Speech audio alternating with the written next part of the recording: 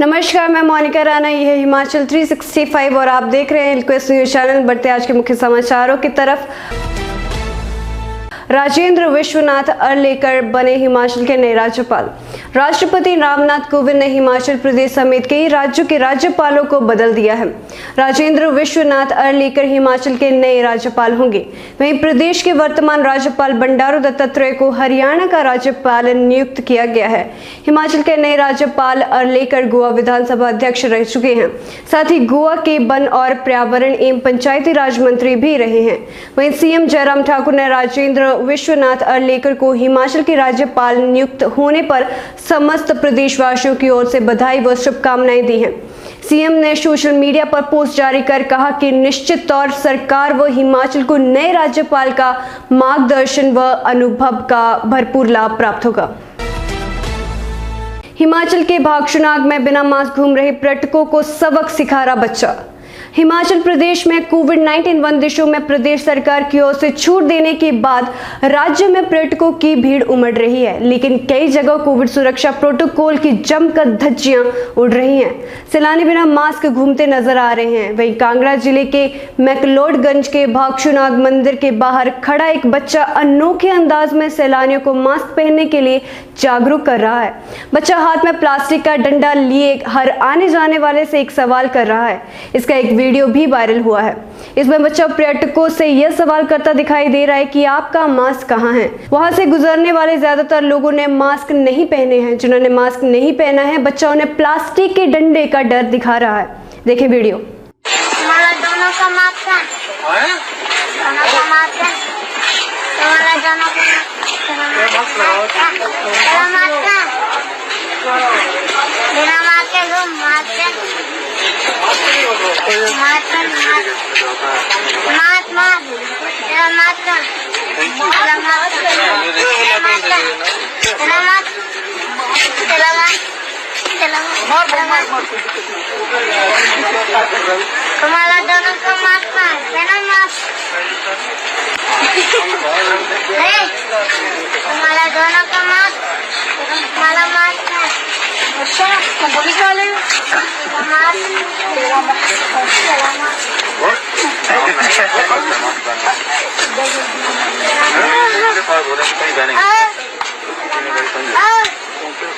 Covid नियमों के पालन के लिए जो काम पुलिस को करना चाहिए था, वह यह बच्चा कर रहा है। कर्मचारी चयन आयोग पूर्व सैनिकों के कोटे से भरे जा रहे पदों के लिए 2 दिन होगी टंकण परीक्षा। पूर्व सैनिकों की कोटे से भरे जाने वाले स्टेनोटाइपिस्ट और जूनियर ऑफिसर असिस्टेंट के पदों के लिए टंकण परीक्षा 12 और 13 जुलाई को हिमाचल प्रदेश कर्मचारी चयन आयोग हमीरपुर के कार्यालय में होगी। पूर्व में इन पदों के लिए टंकण परीक्षा अप्रैल माह में चल रही थी, लेकिन कोरोना के मामले बढ़ने के बाद 24 अप्रैल से यह परीक्षा स्थगित कर दी गई। अब जो अभ्यर्थी टाइपिंग परीक्षा से वंचित रह गए थे, उनके लिए यह परीक्षा 12 और 13 जुलाई को किया जा रहा है। हिमाचल में भारी बारिश का अलर्ट। 12 जुलाई तक झमाझम बरसेंगे बादल। हिमाचल प्रदेश के मैदानी व मध्य पर्वतीय भागों में 6 से 10 जुलाई तक लगातार बारिश तूफान चलने का येलो अलर्ट जारी किया गया है। मौसम विज्ञान केंद्र शिमला ने 9 और 10 जुलाई को भारी बारिश का अलर्ट जारी किया है। प्रदेश में 12 जुलाई तक बारिश का दौर जारी रहने का पूर्वानुमान है। ऐसे में लोगों को गर्मी से राहत मिलने की उम्मीद है। उधर मंगलवार को दिन के समय राजधानी शिमला व आसपास के क्षेत्रों में मौसम मिला जुला रहा। धूप खिलने के साथ हल्के बादल भी छाए रहे। प्रदेश के बिलासपुर, हमीरपुर, चंबा, कांगड़ा, कुल्लू, मंडी, शिमला, सोलन और सिरमौर जिले के लिए येलो अलर्ट जारी किया गया है। ट्रांसमिशन लाइन का कार्य रोका तो होगी कार्रवाई। जिलाधीश की अदालत ने पारित किया आदेश। Himachal Pradesh power transmission corporation limited द्वारा कांगड़ा जिले के गांव पट्टी से हमीरपुर जिले के कनकरी विद्युत सब स्टेशन तक बिछाई जा रही ट्रांसमिशन लाइन के कार्य से संबंधित एक मामले में जिलाधीश देवश्वेता बनी की अदालत ने भारतीय टेलीग्राफ अधिनियम 1885 के तहत आदेश पारित किए हैं। आदेशों के अनुसार तहसील टोनी देवी की पटवार वृत्त सिसवा के मुहालबारी में ट्रांसमिशन लाइन का टावर 155 स्थापित किया जाना है। इस टावर के निर्माण से प्रभावित होने वाले किसानों को नियमानुसार पर्याप्त मुआवजा देने के लिए Himachal Pradesh power transmission corporation limited ने सभी औपचारिकताएं पूर्ण कर ली हैं। टावर के कार्य के कारण पेड़ पौधों और फसलों को होने वाले नुकसान की भरपाई के लिए भी कॉरपोरेशन ने अपनी सहमति प्रदान की है।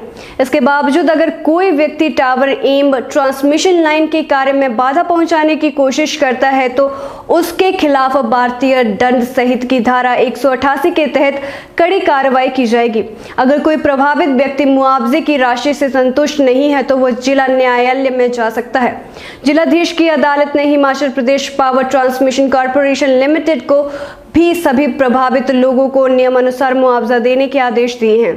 अदालत ने पुलिस अधीक्षक को टावर के कार्य को सुचारू रूप से पूर्ण करवाने के लिए ट्रांसमिशन कॉर्पोरेशन का सहयोग करने के आदेश जारी किए हैं। एसडीएम हमीरपुर और तहसील टोणी देवी के तहसीलदार इन आदेशों की अनुपालना सुनिश्चित करेंगे तथा हमीरपुर के थाना प्रभारी पुलिस सहायता प्रदान करेंगे। स्थानीय पंचायत प्रधान को भी ट्रांसमिशन कॉर्पोरेशन का सहयोग करने के आदेश दिए गए हैं। बंगाल विधानसभा में विधान परिषद का प्रस्ताव पास, लेकिन दीदी के लिए आगे की राह मुश्किल। पश्चिम बंगाल विधानसभा चुनाव ने मंगलवार यानी कि 6 जुलाई को राज्य में विधान परिषद के गठन का प्रस्ताव पास कर दिया। दरअसल राज्य सरकार की मंशा विधानसभा के रास्ते ममता बनर्जी की मुख्यमंत्री की गद्दी कायम रखने की है। ऐसे में ममता सरकार के प्रस्ताव के पक्ष में 196 मत पड़े, जबकि 59 मत विरोध में डाले गए। अब सवाल उठता है कि क्या यह प्रस्ताव पास होने भर से बंगाल में विधान परिषद का गठन मुमकिन है या अभी दीदी की राह में कई रोड़े बाकी हैं। जानकारी के मुताबिक पश्चिम बंगाल में जब विधानसभा चुनाव की तैयारी चल रही थी तब ममता बनर्जी ने उम्र का हवाला देते हुए कई नेताओं को टिकट की सूची से बाहर कर दिया था। हालांकि उन्होंने राज्य में विधान परिषद के गठन का आश्वासन दिया था और उन नेताओं को विधान परिषद सदस्य बनाने की बात कही थी।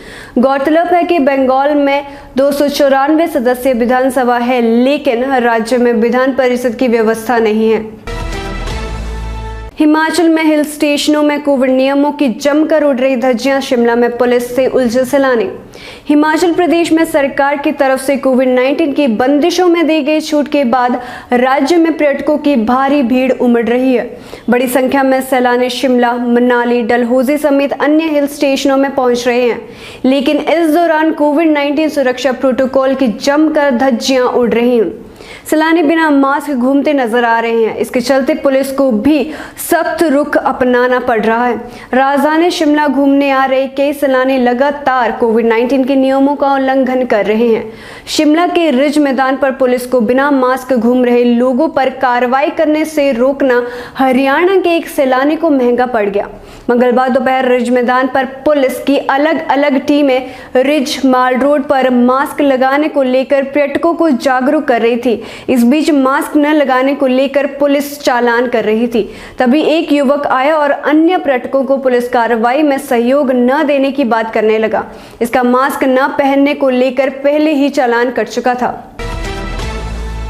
उत्तराखंड में चारधाम यात्रा को लेकर सरकार ने हाई कोर्ट के फैसले के खिलाफ सुप्रीम कोर्ट में दायर की याचिका। उत्तराखंड सरकार ने चारधाम यात्रा को लेकर हाई कोर्ट के फैसले को सुप्रीम कोर्ट में चुनौती दी है। सरकार ने मंगलवार को सुप्रीम कोर्ट में याचिका दायर की।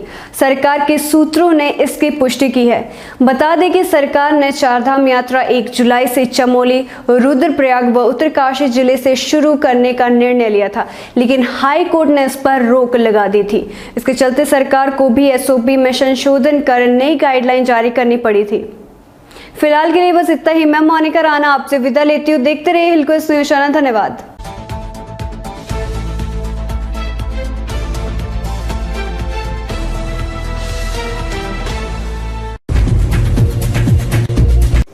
धूमल क्यों हारे? सरकार जो है वो कानून व्यवस्था को नियंत्रित करने में नाकाम हो रही है। इसमें जो दोषी लोग हैं वो जेल की सलाखों के पीछे। तो rift in the party that has led to the defeat in previous election. The rift कोई नहीं थी पार्टी में। ग्रामीण शिमला की बात करते हैं। Unprecedented amount of development work in this constituency. है कि हमीरपुर मेडिकल कॉलेज के लिए जो फॉरेस्ट क्लियरेंस थी वो भी भारतीय जनता पार्टी की वजह से डिले हुई। हमने केंद्र से फॉरेस्ट क्लियरेंस करवा कर दी।